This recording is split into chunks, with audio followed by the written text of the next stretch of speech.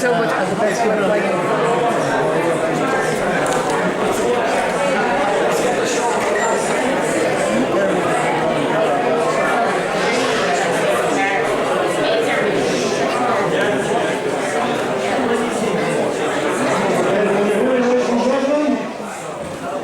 We're about to begin. Welcome to the Mansion House on this special night. Well, evening. It might turn out to be a night. That depends on you know who. Just to say that following the book launch, we will be entertained by a host of golden daffodils, golden oldies, and a few not so old poets, singers, musicians. But first, you've heard of the life of Brian. Well, this is something similar, and perhaps more miraculous. This evening is devoted to Michael's reminiscences so far. There may have to be a volume 2, depending on how he behaves or misbehaves in the future. Now, what have we got here?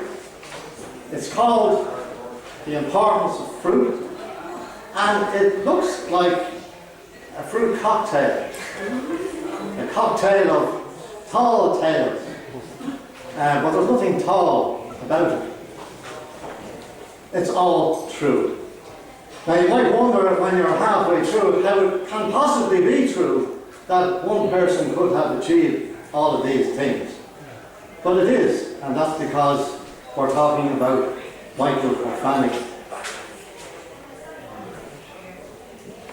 So this is Michael's life, 70 years, squeezed into one small container with no added sugar or artificial flavours. It's undiluted, unadulterated. As the French would say, this is Michael au naturel. If you can imagine that, and perhaps you should. I will have to say on a personal note, because he has mentioned me a lot, that it's great to be able to read about things that I've been up to with Michael over the past 25 years. In fact, should I ever develop Alzheimer's, I need only read this book and it will all come back to me. I might have to read it every half hour, but who cares? Now, we are privileged already that the Lord Mayor has given us the use of this magnificent setting for the launch, and further privileged that he has consented to launch the book. So just a little introduction. Lord Ring, Lord of the Rings, Lord Mayor Ring was first elected to the inner city area in 2009 local elections and was comfortably re-elected in 2014. Neil, and it's Neil, not Niall, he takes no hostages, first served on the board of the Industrial Development Authority for 10 years until 2008. A prominent voice in the North inner city, he's been outspoken on many of the issues affecting his electoral area in recent years, and this of course includes his campaign for the retention of Moore Street as a national monument. I note that in common with myself, his father worked in CIE, my own father worked there for 40 years. One thing that particularly endears Neil to the citizens of Dublin is his sense of humour. If anyone saw the interview in the paper yesterday about how attached he is to his chain of office, how he would like to wear it in bed, only the wife won't let him. And I particularly like his reaction to the question about the image of King Billy on the medallion, how he feels about it, is he not offended by it? And he said no. He said, I wear it to all the GAA matches and places where I'm sure King Billy will be spinning in his grave. Isn't that the best response to that question? with that, I give you, ladies and gentlemen, our Mayor, Neil Quinn.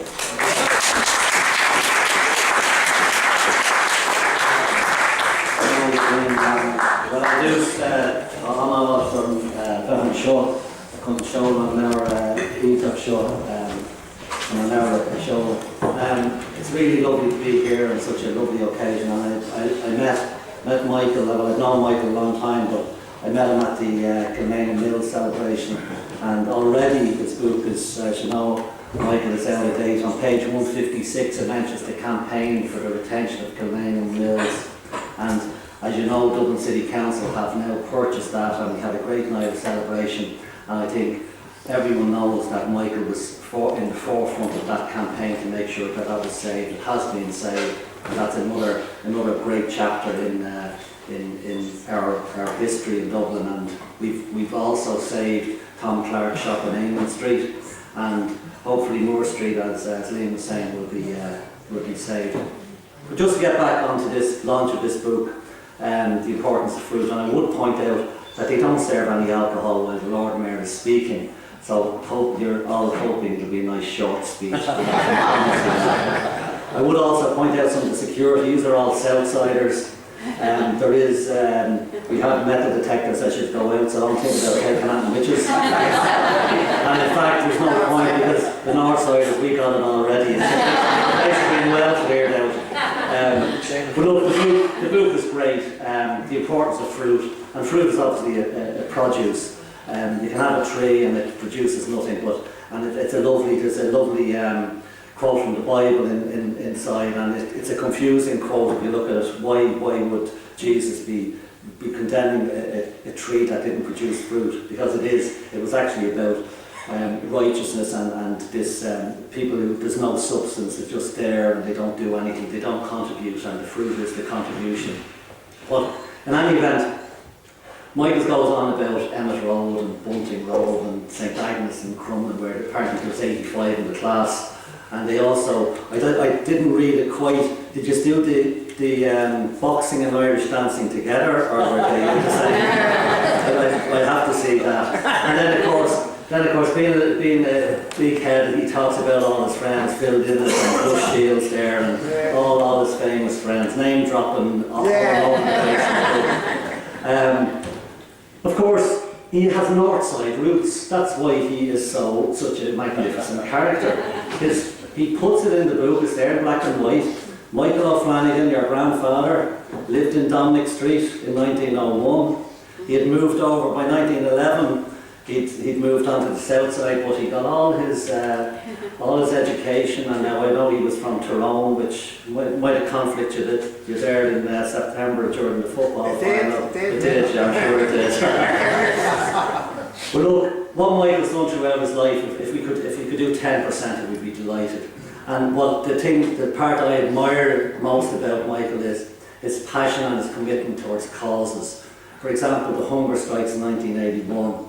And he was on the protest, which we all were, but he puts it down and makes no apology for it. And I make no apology for wanting United Ireland, for supporting the hunger strikers in 1981, and just wanting that this country should be reunited again. And I think nowadays we can actually say it without that. Back in the 80s, when it wasn't popular to say it, when I lived in London in the mid 80s, when it was dangerous to actually even to speak. But look, we're all proud Irish, and Michael has done so much. He joined the Fianna in 1957. He has been involved in so many different things, like Richmond Barracks and the John Ledwidge sculpture there, and his personal hero Henry Joy McCracken. He's been instrumental in him being memorialised and getting the recognition he deserves. But then on a community level, obviously the Kilmainham Mills has been a magnificent success. The St Michael's Estate Regeneration Board he's on. Richmond Barracks is a personal triumph for people like Michael. And then of course the Opus Magnus, the great book of Kilmainham, which is magnificent book, and I was delighted to be presented with a copy of it at the Kilmainham Mills. But I'm going to say the two words that people love politicians to say, and finally. So, and finally, just to a man who has done it all, a painter, a poet, a patriot, a Republican, and to have it down in writing and have it there for generations to come and see what sort of person we had in this country in the 1900s and the 20s, whatever they call them. Just that we had people who had a love of their country, a love of their community, a love of family. And I have to mention Helena here, another North Side influence on him. A lovely girl from Cabra. He was married up in Cabra Church. He's often seen there on his wedding anniversary going up throwing stones at the window.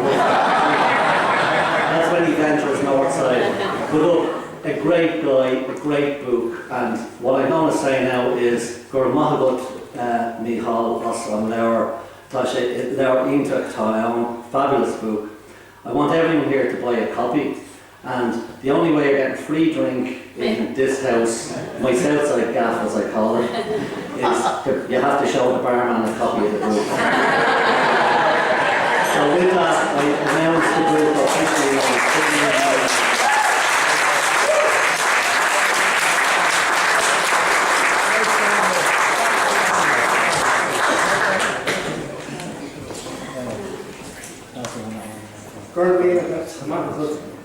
Tá mai fair buíchas de an ardmhair an leabhar seo a seáil an seo.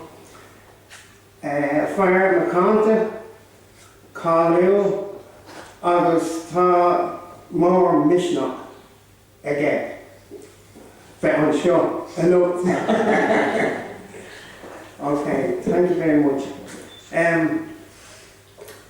I don't need to say an awful lot, but I'd like to say something about my family tonight. My family are scattered all over the world. I have a brother in New Mexico and Santa Fe. I have a brother in Sydney. I have a sister in Coventry. But I have brothers and sisters here tonight, and I'd like them all to come up to the stage because very rarely that we did get together. So, Anya, Aileen,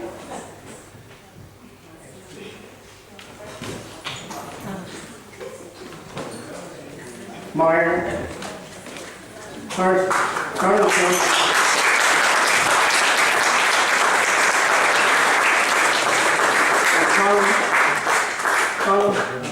and Oliver.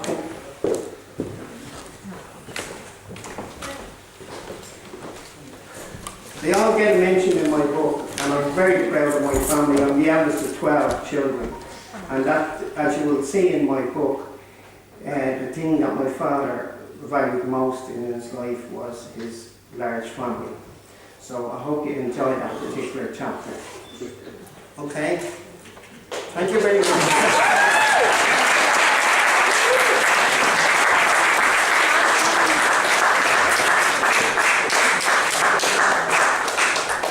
And as the Lord Mayor has pointed out, I have a wife. I've only got one wife. And she's from the north side of the city. And I want her to come up here and give you a hug on stage.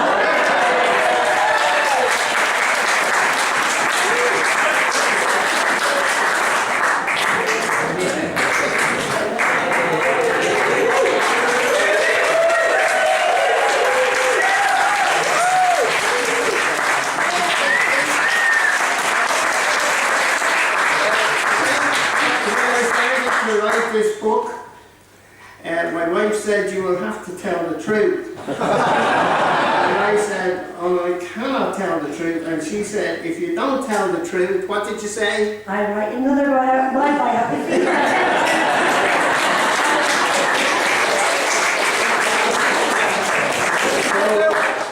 So you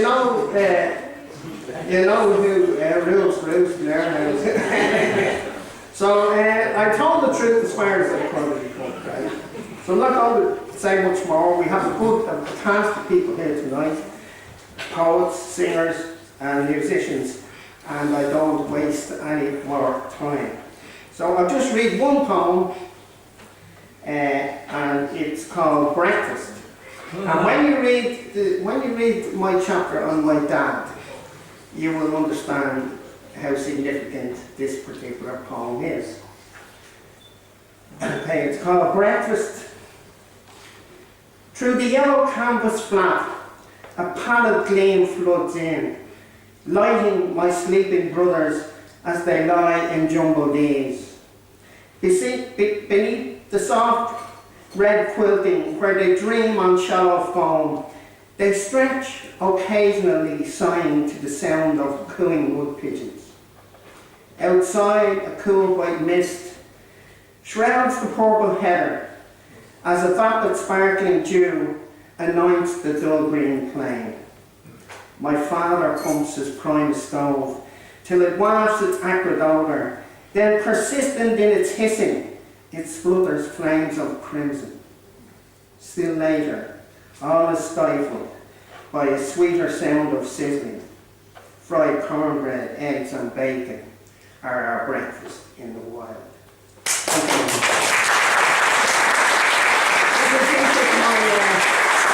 My other half, Nemo Marla, who's been my prop for the last 25 years, isn't it? Yeah. So we're two halves of the one brain, but I'll hand over to you.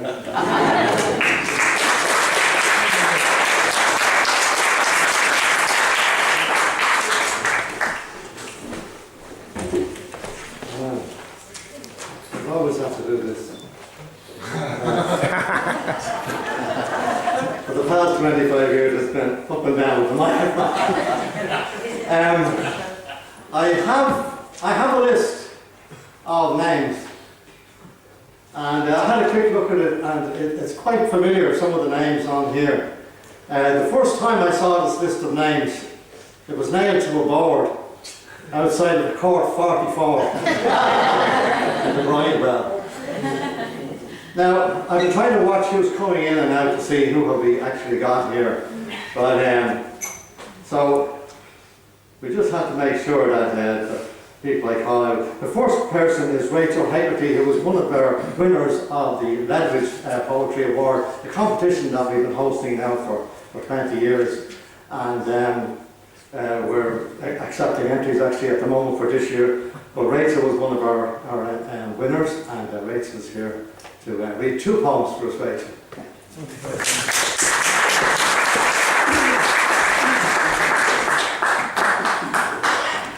We're back to the Our Help, Michael.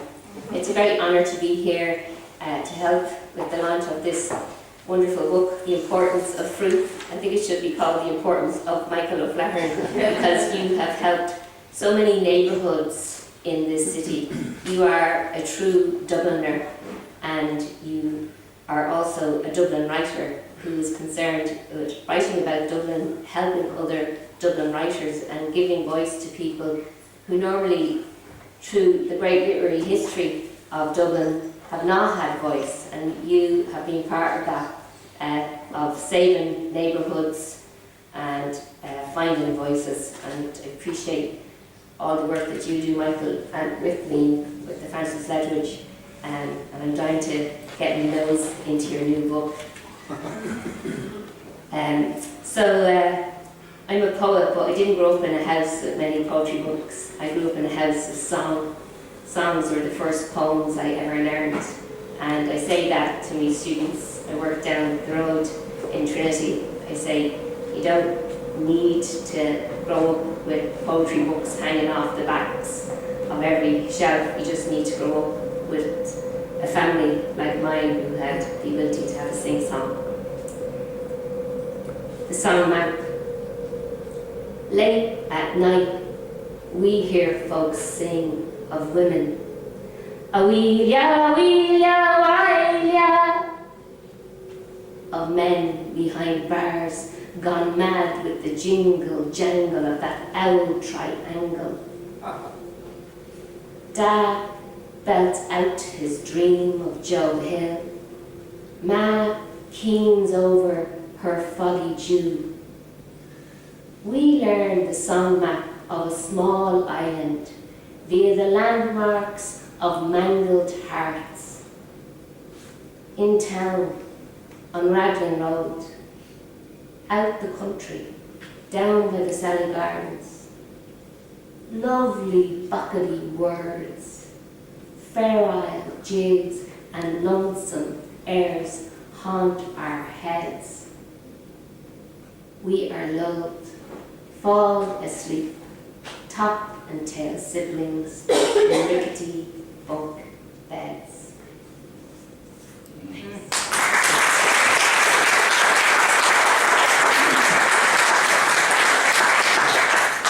So this poem, next poem I read it for Michael. It's a salute for all the work that you do for your neighbourhoods of Inchicore, the work you've done in Kilmainham and the barracks, Richmond Barracks. And I think to have a sense of the local makes you have empathy for the global and the national. And I think all of your work in your neighbourhoods is great. But this poem is set in my neighbourhood. And all you need to know is that my great nanny was a traveller, and in the Halton site in Dunsink, if you had any trace of a minker in you, they let you borrow their horses. Bareback riding in Flinders South. There is a knack when you go bareback, riding a stolen pony to stop you feeling lonely. You wait until after dark to begin this solo lark. You take a length of rope, a sweet red apple, and hope the chestnut racer stands by the council hedge. The grey wall is your mountain ledge. Like Eve, you put the apple to his mouth. With hemp for reins, you amble south. By the riverbank, you dig your heels into his flank. A nipper, a neigh, and you bolt out of the ordinary. Thanks very much.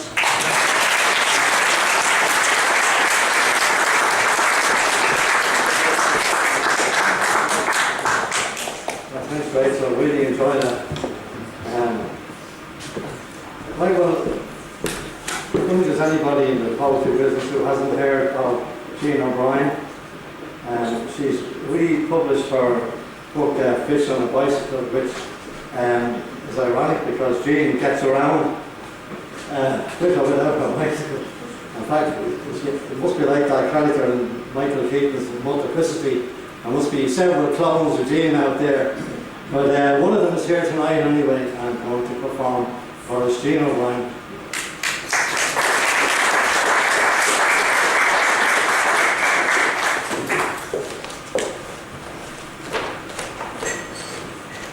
I was hoping we'd have a musical interlude because it's very difficult to follow Rachel Hegarty. And I just have to thank her. I will thank Michael now in a second. To thank her. She was mentioning working in Trinity, and I had gone in to give a speech there. I was really nervous, and she came up beside me and gave me a lecture about owning it and forget all the nonsense. And I just literally threw away the script and went for it. She was absolutely right. So I have that to thank her for. Now, back to the thing in hand here, Michael, and the importance of fruit. It's a terrific thing to see this book, and I'm dying to read it, or else look at the pictures anyway.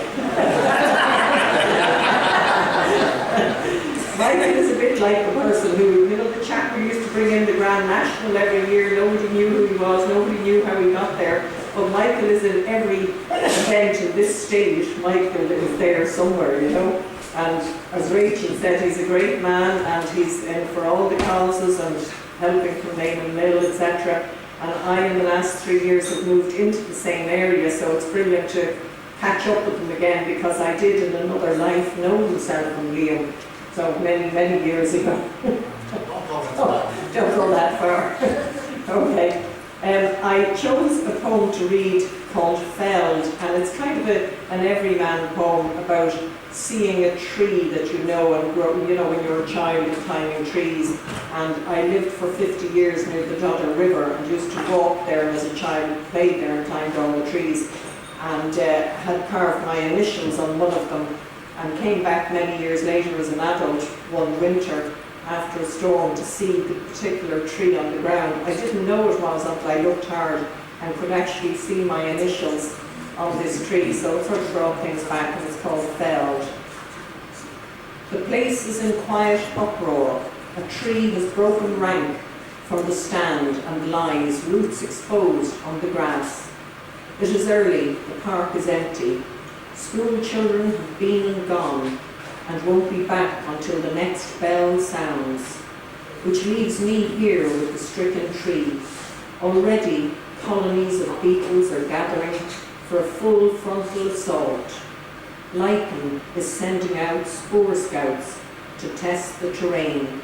Everything is up for grabs. I am rooted. I recognize this tree, knew its branches intimately. My young self swarmed its trunk.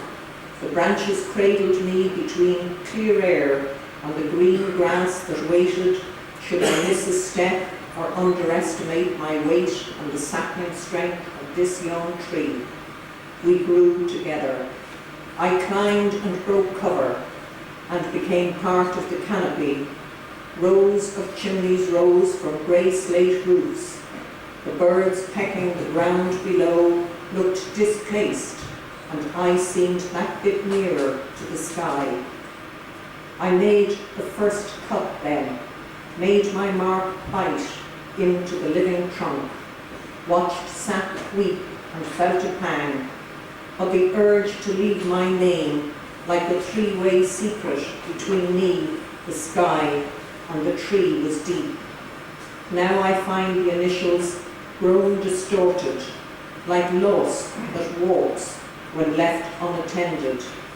The tree tried to heal the breach, but however faint and however it goes against the grain, I see those letters and a younger me clambering higher than I'll ever be again.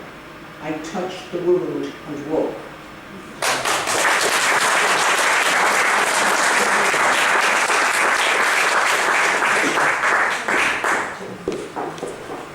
Okay, so we have another association with the Leather Society, Catherine Cullen, who's won the award twice.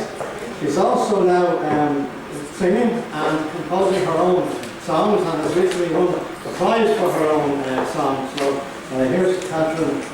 Is she going to sing or is she going to recite? She's going to sing, I think. Catherine Cullen.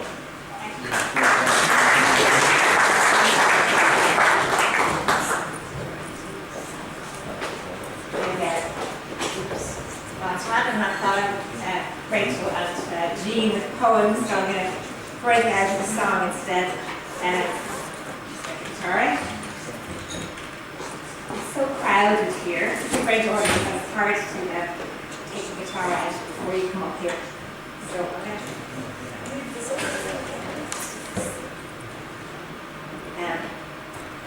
So, Michael and Liam were part of an event in Richmond Barracks that I was at recently, and it was one of the things that happened there was there was a competition for poems and songs about the Camock River, and I actually wrote the song part of that. So I'm going to sing that song because it does have a lot to do with Michael and the area that he's living in, and the mills are mentioned in it too. Get the right key now, and also see if we can stand in the right way with the guitar.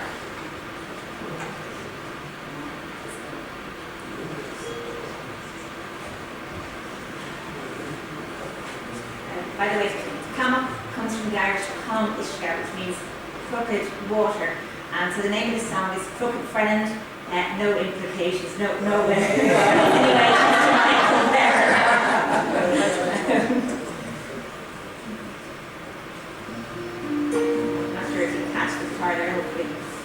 from Alsace swift to spill, down the years and down the hill, turn the wheels from mill to mill. In your heart they're turning still. Cannon roll at Waterloo, turn